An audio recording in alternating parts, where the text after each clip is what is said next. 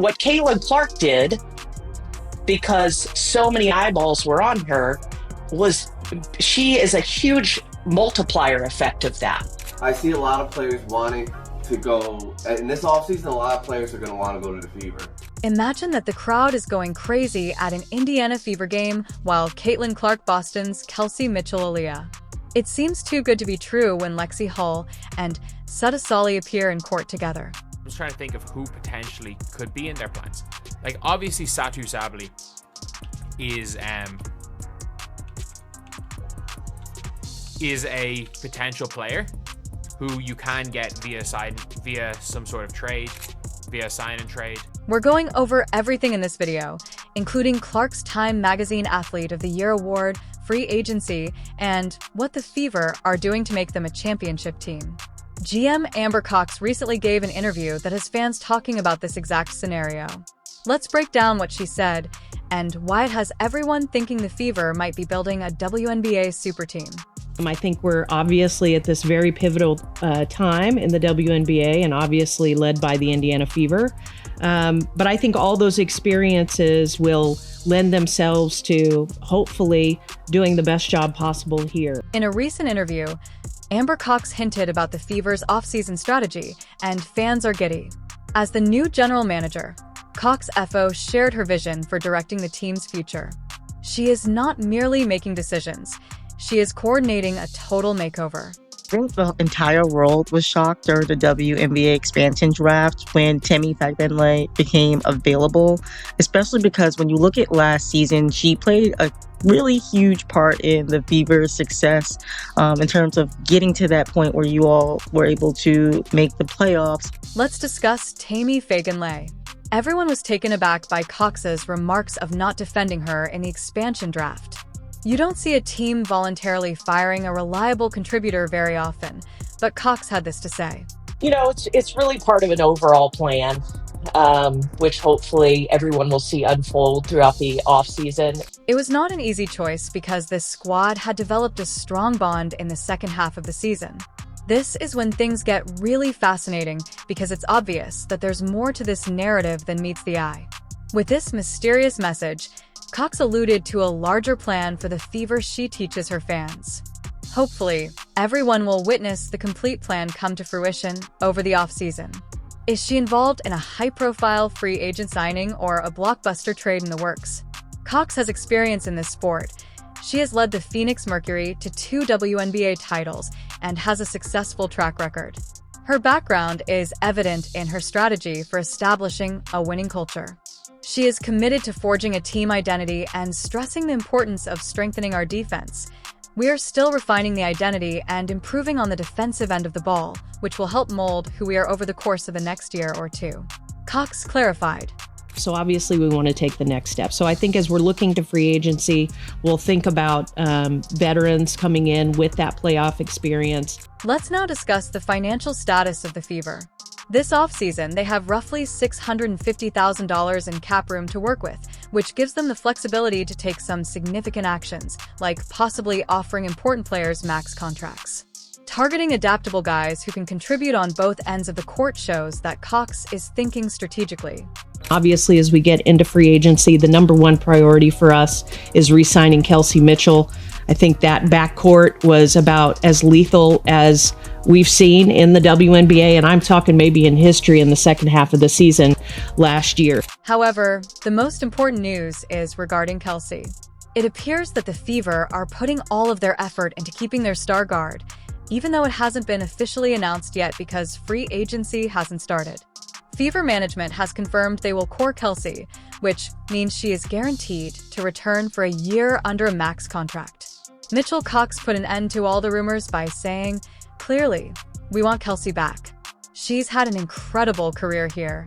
No one deserves this opportunity to be a part of this success more than Kelsey." So we want to reunite Caitlin and Kelsey. And Kelsey, when I think about her and her time in Indiana, and, you know, a lot of trials and tribulations throughout her career.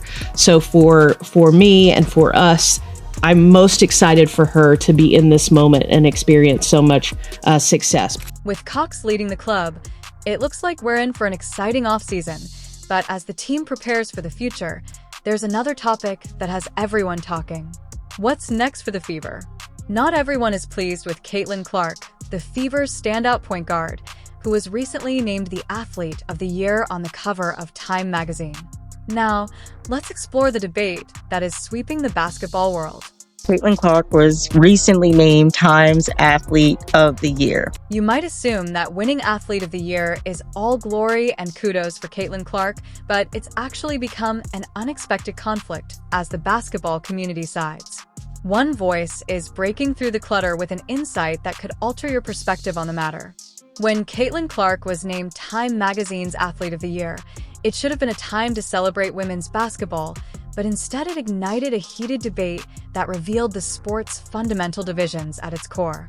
Sheila Johnson, co-owner of the Washington Mystics. And Washington Mystics co-owner Sheila Johnson, responded to that by saying, I think the WNBA in its entirety should have been featured. Johnson didn't hold back in her criticism of Time's choice to only include Clark on the cover, arguing that the WNBA as a whole ought to have been acknowledged rather than just one player, as this breeds animosity. Johnson claimed that her remarks sent shockwaves through the basketball community, like a lightning. Because when you just keep singling out one player, it creates hard feelings. The fans responded right away. Others agreed with Johnson, suggesting that concentrating too much on one player could overshadow the league's collective success, while players and experts rushed to Clark's defense, applauding her amazing accomplishments and the attention she has given to women's basketball. How do you respond to those comments, and do you think the award should have been given to the entire WNBA rather than Caitlin Clark individually? I think Caitlin Clark deserved that award. However, one voice stuck out over the rest of the cacophony. The Indiana Fever's Amber Cox GM Cox spoke up for Clark, and her remarks were powerful. She went on to describe how Clark's influence extends much beyond her own performance on the court. Because she has so many fans, and you saw it across arenas, people are moving games because so many people wanted to see her play. What Caitlin Clark did because so many eyes were on her is a huge multiplier effect of the league's current growth, Cox said, painting a vivid image of Clark's influence. If you have watched this far and are enjoying the video, please remember to like, subscribe, and turn on all notifications. We understand that watching this video takes up some of your time, and we appreciate it. Now, let's get back to the action. Cox supported it with a real-life example that demonstrates just how powerful the Caitlin Clark effect truly is, and the story you will hear next will undoubtedly warm your heart. Caitlin Clark is a superstar, not a female superstar. She is a superstar. We were coming to see Caitlin Clark play. She moves the needle. The WNBA has been looking for someone who moves the needle. But we've never seen anything like Caitlin Clark. Imagine this. Attracted by the excitement around Clark and their casual supporters, a pair attends a game. With just one game, Clark is converting inquisitive bystanders into ardent fans, and perhaps even first-timers will be leaving with season tickets by the end of the evening. Cox acknowledged the contributions of other rising stars, such as Angel Reese and Cameron Brink, by giving them their due. Look, I don't take anything away from other players that brought more eyeballs. Angel, Cameron, right? The identity and how much brand recognition these players now have in college absolutely helped the WNBA. However, Clark Cox wasn't holding back when he said, "We've never seen anything like Caitlin Clark." It's a strong claim, but one that's difficult to dispute considering Clark's record-breaking performances and the attention she's given to women's basketball as the fashion ahead of what might be a game-changing offseason. Everyone is wondering how Clark's star power will affect the team's approach. Speaking of strategy, keep in mind the larger plan Cox previously alluded to. It appears that we will soon get a first glance at what she had in mind. Fever just made a move that has supporters baffled, and it may hold the secret to Cox's grand strategy for the team's future. Are you curious to know what comes next? Caitlin specifically has such a unique skill set. She loves to run, just incredible vision. Stephanie White sat down right where you are and said, we want to run. So how much are you thinking about the fit here as you close in on free agency? It's the most important thing, right? You've got to get the players that fit with the system Stephanie wants to have on the floor. Not to mention that Tam has been a Clark supporter since day one, but now that Fagman is leaving for the Golden State Valkyries, Fever fans are left wondering what's going on. Last season, she was a reliable contributor, averaging 6.4 points and 5.7 rebounds per game. Her ability to run the floor with Caitlin Clark created a dynamic duo that helped push the Fever into playoff contention. But also her ability to run the floor with Caitlin Clark and how their games complemented each other. When we think about, that expansion draft, what was the thought process in making her available?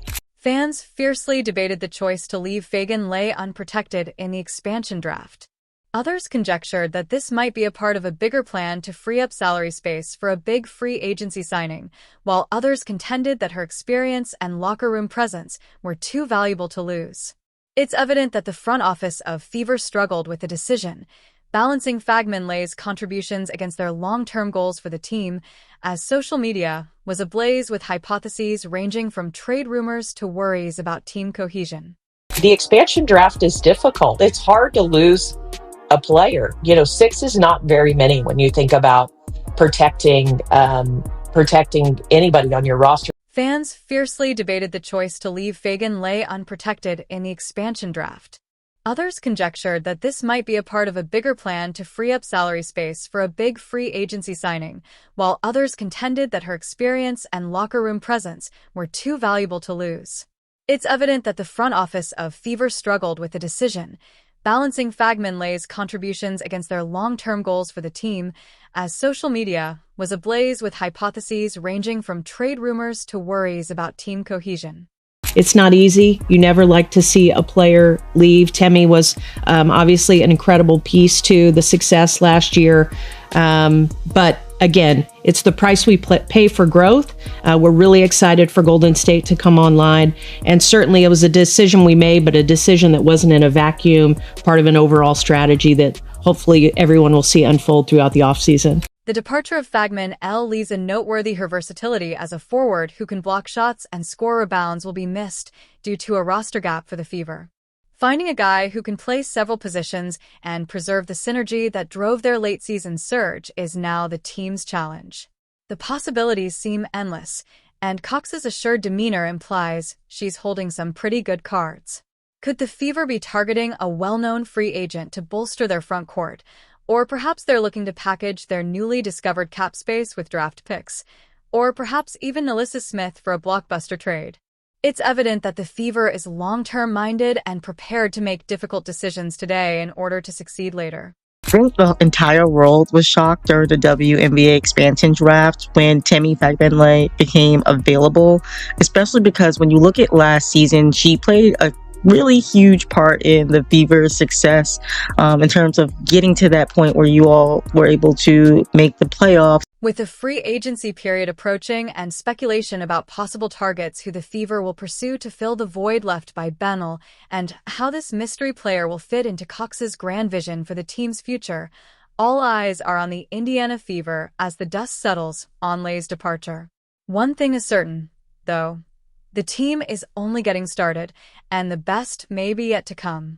Fit is the most important thing. You got to have somebody that can run up and down the floor and catch those passes Caitlin's going to be throwing. Free will with an all-star trio of Caitlin Clark, Aaliyah Boston, and Kelsey Mitchell, as well as rising star Lexi Hull. The Fever's roster is already looking impressive. However, there is still opportunity for improvement, particularly in the front court, which is where things get interesting. Fever has struck Indiana, and the symptoms are intense speculation and sky-high expectations. Could the Fever be about to make a move that would send shockwaves through the league? Let's examine the clues and see where they stand. So it's a lot of movement for me this offseason. The decision to change teams. Yeah, so I'll be a free agent this year. A single name keeps coming up in the rumors of possible free agent targets. Both management and Fever fans are interested in the Dallas Wings standout as she enters free agency. Sahal hit a scorching 45.2% from three-point range and averaged an amazing 17.9 points per game the previous season. She is versatile on both the offensive and defensive ends of the court thanks to her length and athletic ability, making her an excellent fit for the Heat system, but her numbers aren't the only thing that have people talking. Whether this is a hint of things to come or just lighthearted social media banter, Sabally has been interacting with Fever fans on social media, liking comments that suggest she should work with Caitlin Clark in Indiana. Oh no, Williams takes that egg out of my basket. Thank you for that. Amber Cox and the Fever management team are searching for a versatile forward who can score, defend, and add size to their lineup. Sabally fits all those requirements. She can guard multiple positions and has a strong offensive game that would perfectly complement the team's current talent. Of course, nothing is finalized just yet. If the team is unable to acquire Sabally, they have backup plans. They may also be considering players like Gabby Williams, who is renowned for her versatility and defensive prowess, but don't be fooled. Solly appears to be the top target, and it's worth noting that she is signed with the same sports agent as Aya Boston, a superb athlete, and that GM Amber Cox was once her supervisor. Are you in a position where you can add some pieces? Yes, we are. We're definitely in a position, and I would think that if you are a smart basketball player and you watch the way she plays, you would want to play with her. Imagine a lineup with Clark's playmaking and Boston's inside presence. The potential impact of adding a player like SA to this hot roster is enormous. SA's all-around play and Mitchell's scoring make them more than just a solid team that won a championship. Contestant. And building quality depth is going to be important. You know, when you have a core three like we have, you know, surrounding them with players who are going to, you know, fill the roles, certainly, first and foremost, who are going to embrace the roles, you know, secondly, and who give us the best opportunities for success by complementing what they do really, really well. Cox and her group are committed to developing a successful culture rather than merely assembling a group of gifted athletes. As we wait for free agency to officially begin, one thing is certain. The Indiana Fever are done being underdogs. They are creating something special, and the basketball world is on high alert. If the team pulls off this free agency coup, it could completely change the WNBA landscape. We're talking about a team that could go from lottery picks to title favorites in the span of one offseason. The rest of the league would have to take notice and step up their game. If the Fever succeed, the entire league would have to change. Caitlin is an amazing generational talent, and she's going to do amazing things. Caitlin is the face right now, and that's also good. She's selling out gyms. Why would you hate against that? We had a sold-out home opener. I think it was a practice game, like it wasn't even serious. We benefited from that because now we have all our fans there, and they're excited, and you have new people coming into a market. She is her own economy, and that is amazing. She's the reflection of what should happen in women's sports. The Indiana Fever are about to experience something extraordinary. Amber Cox's grand scheme is coming together with Caitlin Clark-Aaliyah Boston, piece by exciting piece. Kelsey Mitchell and Lexi Hull, the core of the Fever, is already drawing attention, but the addition of a player like Sata Sabally could turn this team from promising to downright dangerous. That's not just a good team. It's a squad that could compete for a title right now. The rest of the league is paying attention, and the fans in Indiana are buzzing about the possibilities. The Fever aren't content with being an afterthought. They're aiming for the top, and they're not being subtle about it. So, the big question is, are we witnessing the beginning of the WNBA's next dynasty? The pieces are falling into place. The talent is undeniable, and now it's just a matter of turning potential into championships. Are you ready? Let us know in the comments. Like, subscribe, and turn on all notifications so you don't miss a thing. We'll see you in the next one after you click the video on the screen.